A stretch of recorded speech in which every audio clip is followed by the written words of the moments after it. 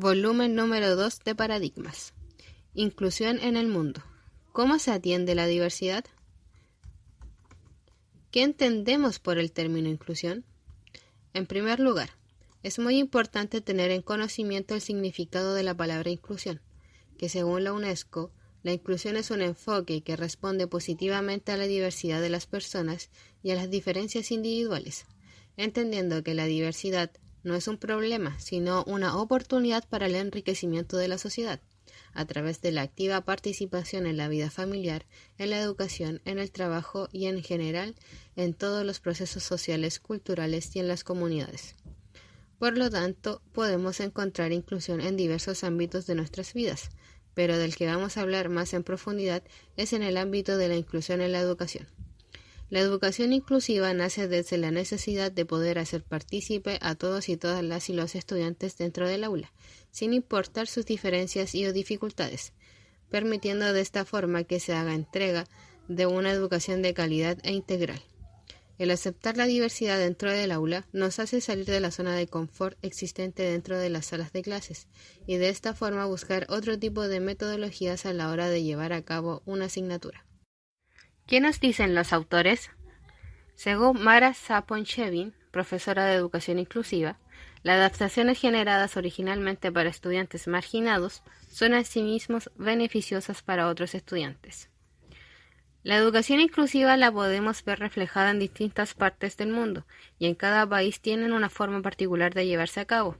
A continuación veremos cómo se manifiesta la inclusión en los siguientes continentes: Europa, Oceanía y América Latina. Oceanía. Oceanía es un continente insular compuesto por la plataforma continental de Australia, Nueva Zelanda, las islas de Nueva Guinea y Melanesia. Su contexto es amplio y diverso, pues es sumamente variado en costumbres y culturas, las cuales son nativas de las islas de la Polinesia, Melanesia y Micronesia, que surgieron producto de la colonización de los ingleses. Uno de los países de este continente es Australia, catalogado según la OCDE como uno de los mejores países para vivir. Una de las claves de este éxito es debido a la base de su sociedad, que es priorizar la educación de sus ciudadanos y poseer políticas de inclusión social en los sistemas educativos. Se pueden encontrar escuelas que valoran en gran medida a sus estudiantes y que realizan las acciones necesarias para responder a las diversas necesidades de aprendizaje que se presenten.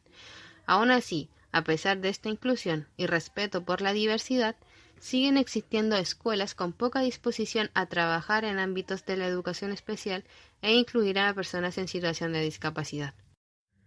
En Nueva Zelanda, la visión educativa se basa en poseer una posición flexible ante la formación de sus estudiantes. Fomenta principalmente la creatividad junto a la autonomía de aprendizaje y capacidad de tomar decisiones. En materias de inclusión educativa se aprecia el gran valor e importancia que se le da a la cultura maori, en donde se aprecia una red de creación de escuelas llamada Te Kura Kaupapa Maori, donde el maori es la lengua nativa. Además presenta una política llamada Special Education, la cual consiste en brindar una subvención a todas las escuelas especiales del país, con el propósito de fomentar el desarrollo de estudiantes que presentan necesidades educativas especiales. Ahora vamos con Europa. Es posible separar la evolución de la educación inclusiva de Europa en 4 fases principales, las cuales son: número 1, años 50. Se exige por parte de la sociedad la implementación de políticas que pongan fin al analfabetismo y que le garantice acceso a la educación a todas las personas. Número 2, años 60 y 70. Comienza una serie de movimientos sociales en los cuales se exigía una sociedad más justa, lo cual produjo gran impacto en lo que en ese tiempo se conocía como integración educativa. Número 3, años 90. Los movimientos sociales giran en torno a una educación de mayor calidad para todos, y es allí donde se comienza a usar el término educación inclusiva.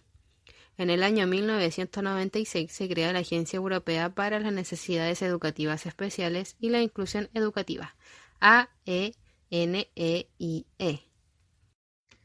Pero, ¿qué es la AENEIE?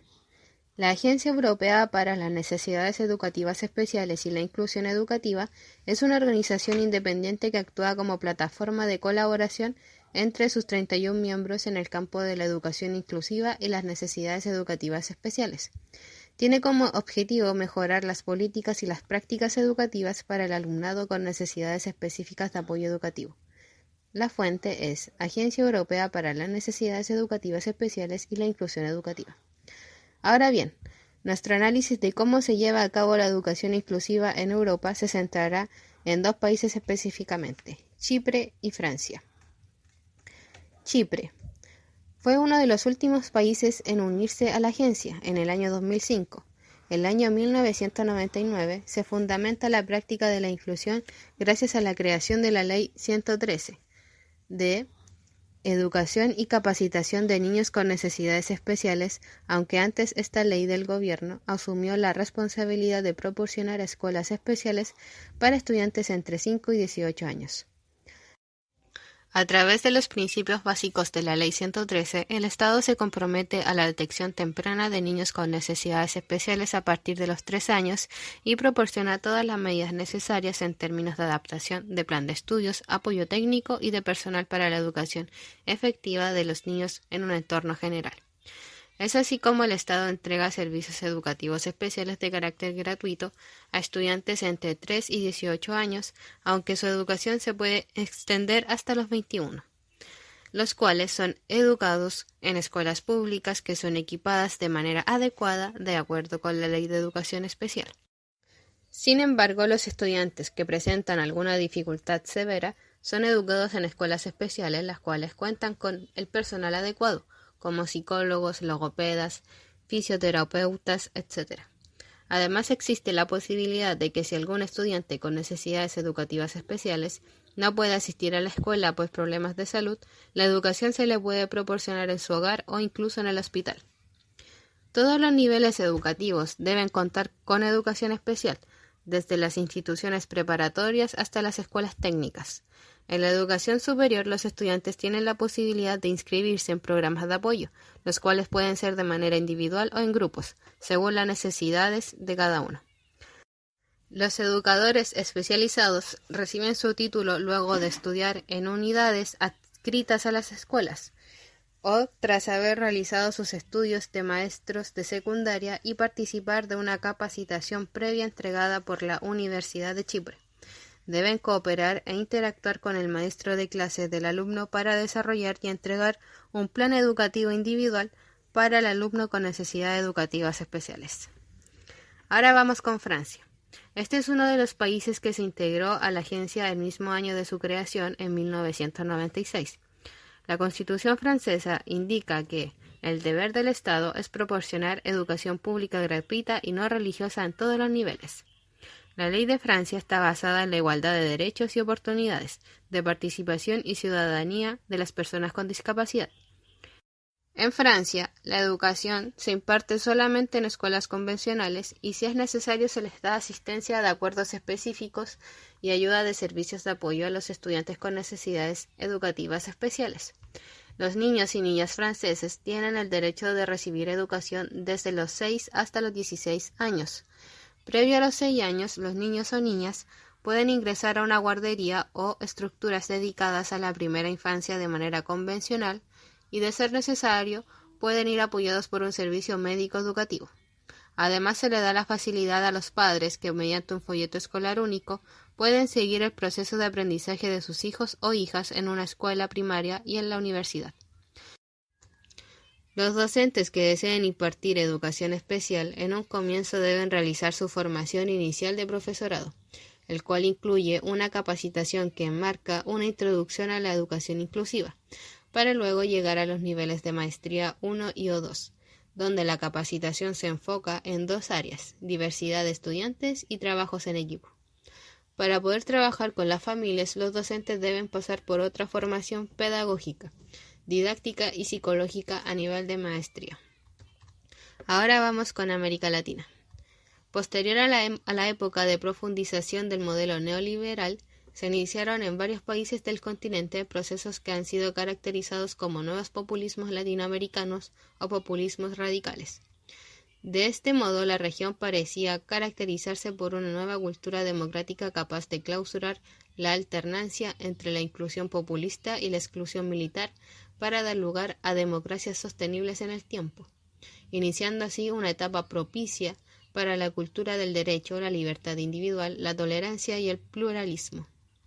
Al transcurrir el tiempo, dichos procesos fueron interrumpidos en casi todos los países de la región por diversos mecanismos, pero sin recaer en el modelo de las dictaduras militares propias del siglo XX. Es entonces en donde nace la nueva derecha, de características inéditas en varios aspectos. El modelo educativo que propone enfatiza en la construcción de su proyecto político, cultural y social. Por ello, no solo se propone abrir el mercado educativo, en el que se acecha inmensas ganancias potenciales debido al esfuerzo de las familias de amplios sectores, están dispuestos a realizar por el bienestar de sus hijos. También está trabajando en la construcción o profundización de una nueva cultura política, de un sentido común basado en la meritocracia, la competencia y la lógica de la ganancia. Es por esto que razonamos que una verdadera tarea de inclusión obliga a transformar la totalidad en su conjunto.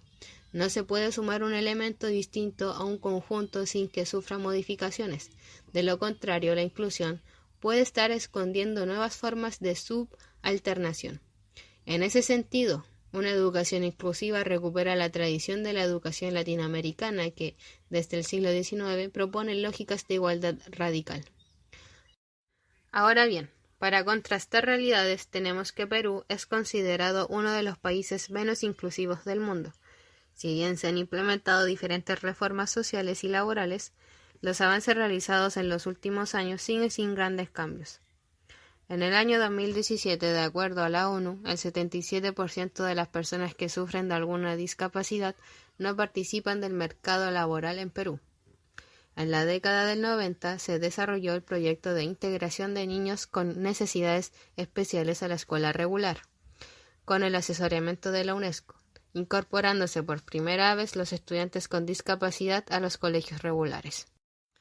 Si bien se ha implementado una educación inclusiva a nivel nacional, los pocos recursos destinados y las políticas educacionales están lejos de alcanzar una educación para todos y todas. No se garantiza el acceso de todas las personas al sistema educativo, vulnerando así el derecho de cientos de miles de personas que se encuentran en situación de mayor vulnerabilidad, como lo son quienes presentan discapacidad.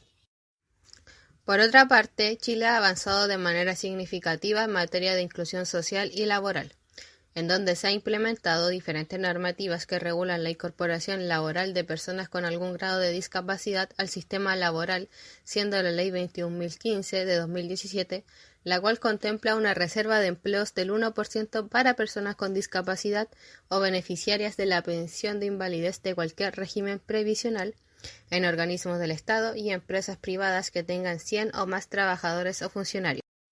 Si bien le queda mucho camino por recorrer en materias de inclusión, no podemos negar que se han creado decretos como el número 83 que permiten una adecuación curricular, permitiendo así que el aprendizaje sea posible para todos los estudiantes en base a sus necesidades.